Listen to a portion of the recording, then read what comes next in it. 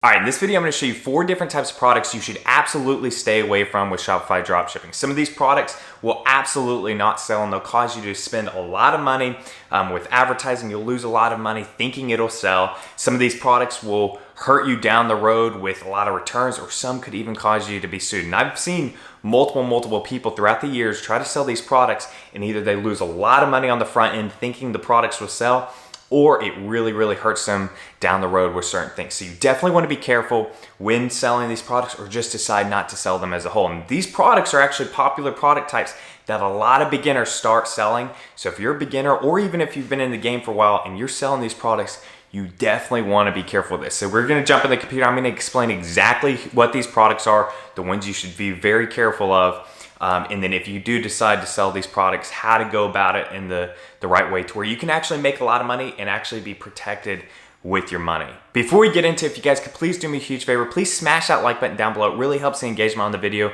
Definitely hit subscribe if you haven't already, and definitely leave any comments or questions. I love going ahead, connecting with all of you, answering any questions you might have. All right, let's jump into the computer and get into it. All right, so the very first product type that you should be very careful of when selling is a very popular one for beginners. And that's getting into apparel pieces. Now, it's not just with apparel. I'm going to show you some other examples where what we're talking about here is going to apply. And as many of you know, if you've been following me for a while, you know how much I love the apparel niche. The apparel niche is one of my favorite niches, but it's typically a lot harder in the beginning if you're doing things right, because of what I'm going to say. With apparel, it's one of those evergreen type products that people all around the world are wanting to find, nice fashion for cheap. And that's what you're going to be able to do with dropshipping. That's what makes the potential of apparel so amazing. You can sell this all around the world. Some of my most successful stores, ones that have literally done over $1 million in sales, have been in the apparel niche, but it takes a lot of front end work for the reason of sizing. The problem is a lot of these are coming from Russia, coming from China. The sizing is very different from, say, US or even European sizing. A lot of Asian sizing is way different. And the problem with AliExpress is all the suppliers essentially have different sizing. So you could have one that you might need to convert, to say European or US sizes. You might need to go up by 2 sizes. Then you'll have another supplier where it's only 1 size. The problem is, without ordering these products, you don't really know where their sizing is. Yeah, you can look through reviews, and that's definitely what I suggest doing. But I've seen sizing hurt so many people. If you want to go down the apparel route, it's an absolutely amazing niche. If you set up all right, you do the branding, all of that, but you need to take the time to actually make a universal sizing chart for your store, meaning every single different apparel piece that you put on there that would have different sizes. So we're not talking about necessarily like hats here, but an actual apparel piece, you need to go ahead and convert it over to your universal sizing chart that you have on your store. You don't want to just go have it, buy individual product. That's what most people do. You will not be successful in the apparel niche if you do that. You need to take the time to make a universal sizing chart, and then you need to essentially convert all of them over. You can see right here, we are Asian size, smaller 2 size than European size. This is where they're all different. You've got to take the time to go through and do this. And I've seen so many people get slaughtered because they end up finding a winning product in the apparel niche. They end up selling a lot. And then 2-3 weeks later, when that product really starts arriving, they're having a ton of returns or exchanges because of the problem of the size, and then they're dead in the water. They've ended up losing a lot of money, or their store essentially is dead from there because of all the negative reviews. They get their account shut down on Facebook, all of that. So definitely be careful with sizing. It doesn't just apply to shirts and pants, all that. It can apply to shoes. I see a lot of shoe stores out there, and shoes is another one that a lot of people pass over. They don't think about creating a shoe store because of the sizing. If you take the time to do this, it can be very beneficial to you. There's not near as many people playing in the apparel space as there are pretty much every other niche out there, because it takes more upfront work. You've got to do the upfront work if you want to play in this niche. So definitely be careful with sizing. Anything that could have sizing, you need to make a sizing chart for, make it a universal sizing chart. So the next type we're going to talk about is Trademark. So I see this all the time. So obviously something like this, a Fortnite backpack, this is obviously trademarked. It's going to be trademarked by Fortnite. You're not going to want to sell this. You start running ads to this, you are leaving yourself at huge risk. You're at least going to get a cease and desist.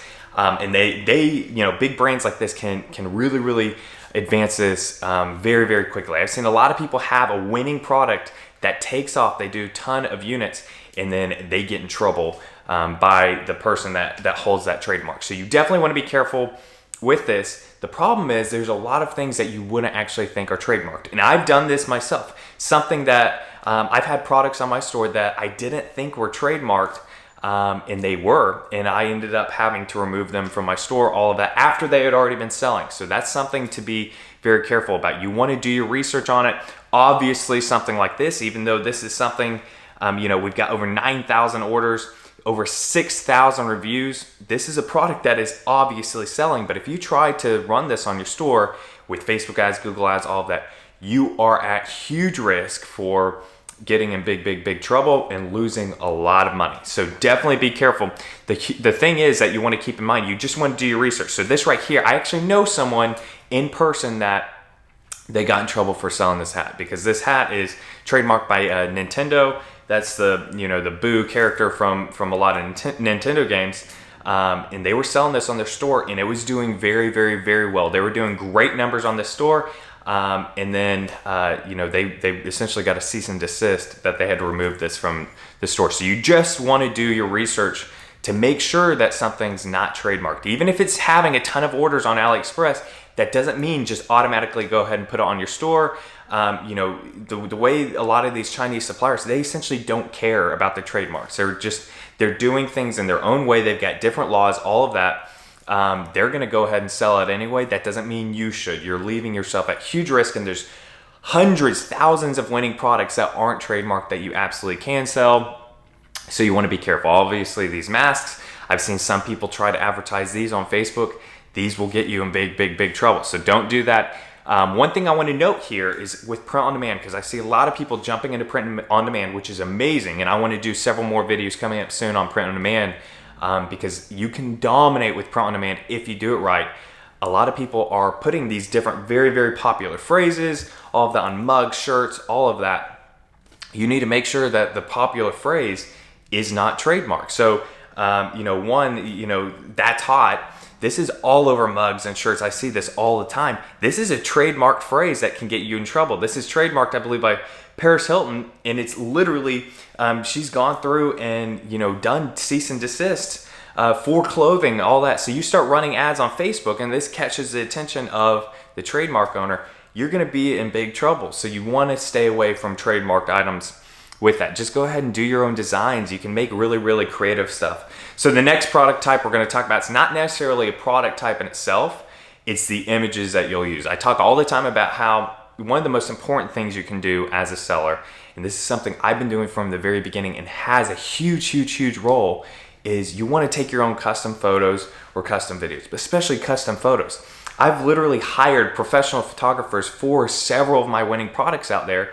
But what a lot of people do is they take good looking pictures from their suppliers and put them up on their store. A lot of times these are actually Instagram pictures from actual Instagram models. You start running these ads on Facebook, on Instagram, and it catches the attention of these people. They get flagged, and then you're going to be in trouble with that. So with the images, you want to be very careful that you're not using other people's photos, because these AliExpress suppliers, they're just going ahead and they're grabbing the pictures wherever they can get. They're trying to pull the best looking pictures. They're not going out and actually taking their own photography. They do a little bit of that, but a lot of the suppliers out there are grabbing photos that would work for their product from Instagram models, all of that. So you want to be very careful with the images that you use. And like I've said before, you want to use professional photography. You're trying to create a business here that can scale. You want to actually invest in all of that. Now, I'm not saying go ahead and add 50 products to your store and then go ahead and order all 50 and then take custom photos of that. You want to obviously go ahead and start getting sales first, find the products that have potential, and then do it with those.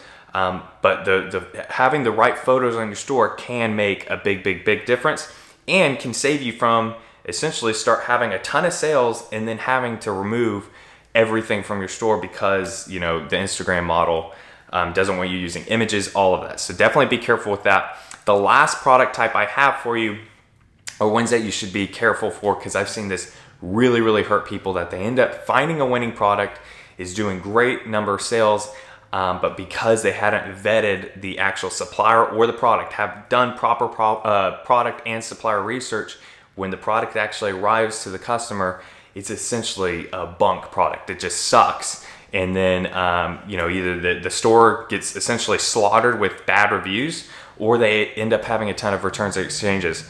I talk all the time about how you want to go through and vet the reviews, not just the actual star reviews. So this one doesn't even have, it only has 5 orders and it has no reviews. But even the ones that say have like 4.7, you want to go through and actually look through the reviews, look through the actual images from reviews, and vet that the product is actually a decent product. I've seen so many people start selling a decent or winning product, and then they end up having to remove it because the product is absolute crap when it actually arrives to the customer. They've got great advertising for it. Customers are actually interested in that product type, but then they have to remove it. Now, there's ways to then move on from there. You can go ahead and either work with another supplier that has a more quality product, or you can white label, private label. There's ways to do that. So it's still great information that you had that, but you don't want to go ahead and be slaughtered with negative reviews for your brand, all of that. So these are 4 different product types that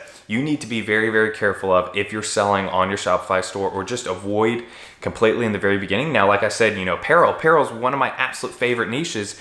I'm definitely not telling you to avoid that. I'm saying you need to be careful and you need to do your due diligence and do your work. You're a business owner. When doing Shopify dropshipping, it's not, just quick money. It can be. The great thing about Shopify dropshipping is it scales. When it scales fast. But you're a business owner. You need to treat this like a business and do the right things. But if you're careful with what we talked about today, you'll be good to go. And then you can go ahead and have great reviews, not only on your store, but you'll have the high feedback score on Facebook. So you'll be at no risk of getting shut down. Facebook will actually reward you by giving you better delivery of your ads, all of that. So all of this is extremely important, all encompassing with your business. So definitely take a look at this. Let me know if you have any comments or questions down below. I wanted to give you a little bit of a different video to then, just sell these products. So definitely leave any comments or questions down below. Hit that like button if you haven't already, and definitely hit subscribe. I'm here to help you guys create your own income online. That way you can live the freedom lifestyle. Be happy, be positive, be powerful, and have a great rest of your day.